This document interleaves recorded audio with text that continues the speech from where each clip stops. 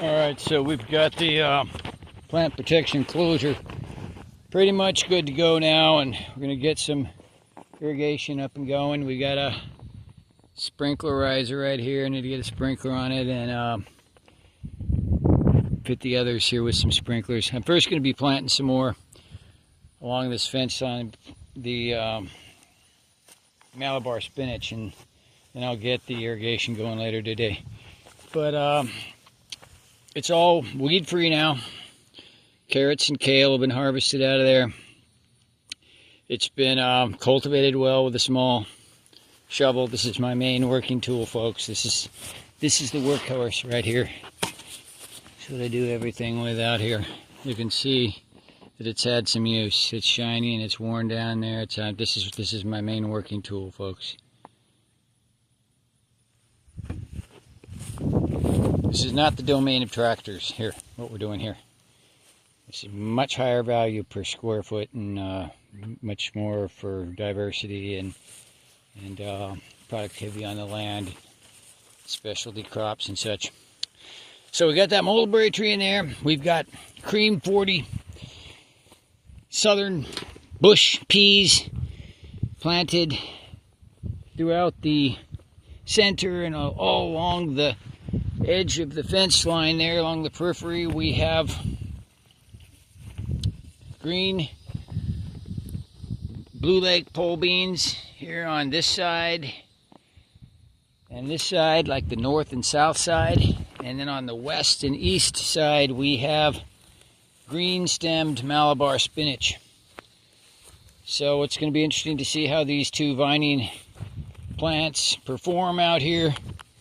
For some finer points, I break all the dirt up well. It's already been fortified when we built this enclosure in back in the autumn winter time frame, and added ash and compost. Well, it got more ash and compost now. Got everything broken up nice, and sift through with our hands, mix it up good, and we're planting those peas in here. And while I'm working along the edges, then planting the beans and the Malabar spinach, I'm making sure these peas are down in the ground and compacted a little bit. I can walk on it here and get everything set up for that water in, and then things will they'll sprout right up, folks. Mark my words. We got them growing in other areas. A foot around the periphery on the outside, at least. That's all cultivated too, and weeds removed, because remember, our roots are going to be coming out further, and we want to give them the best. One fine point on the long-term strategy with these plant protection enclosure, first and foremost, well, it's all about that tree, getting the tree established that otherwise would not be established, right? Goats and deer, whatever would most likely kill the plant. So this provides a protection so that tree can grow at a rapid pace. If you think about what we're doing with the light here, there's plenty of light here in the early spring. Going into summer, as those vines grow up, there'll be more shade on the tree. By then the tree will be growing up, so it'll be reaching up towards the light as more shade is encountered inside this growing areas. The peas are growing up to about that height. So also, of course, we're going to be trimming those suckers and starting new plants from those. But that helps this tree grow up where we want it. We want it up high. We want these trees to grow up and out, and then in the future, this whole enclosure goes away in a few years because the tree can stand on its own. So the primary mission is to establish a tree. But there are other things happening. We are also accomplishing the growth of lots of crops in all different seasons in here. Human consumable, goat consumable.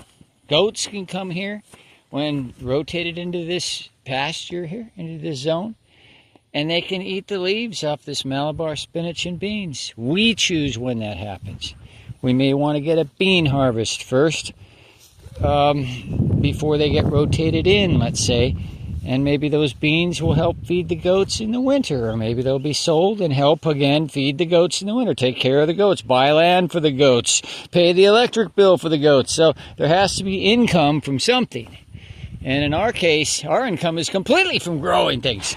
Okay, I mean, we don't sell goat meat. We don't butcher goats, and we're not in the meat goat business. So it's about growing plants. So those are some of the finer points. Keep in mind that these legumes that we're growing in here fix nitrogen into the soil. Carrots are wonderful for the soil. The kale, they're all year round. We've got brassicas and legumes and carrots and different roots and vines and things growing in here, and we're enriching this soil. So that tree benefits from that. If you were just to plant a tree out here in this clay soil, this soil the soil isn't that bad, but it wasn't as good as is now. I mean, there's sand and gravel over there, and down there that's sandy. This has got a little more clay content in this area here, but it's good soil. It's a little more dense here.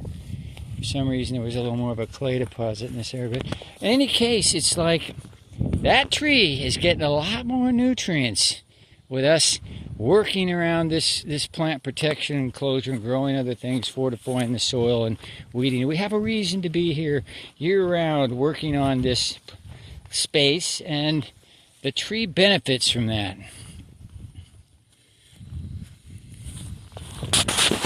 Can't get enough of these enclosures, folks. I wish I could just build hundreds of them, and I will. But I got other priorities today. I need to plant Malabar spinach. I need to clean out a building, and a lot of other work. There's so much to do every day, but we've got some good work done today on this plant protection enclosure, and we'll tune in at a later date to monitor the progress.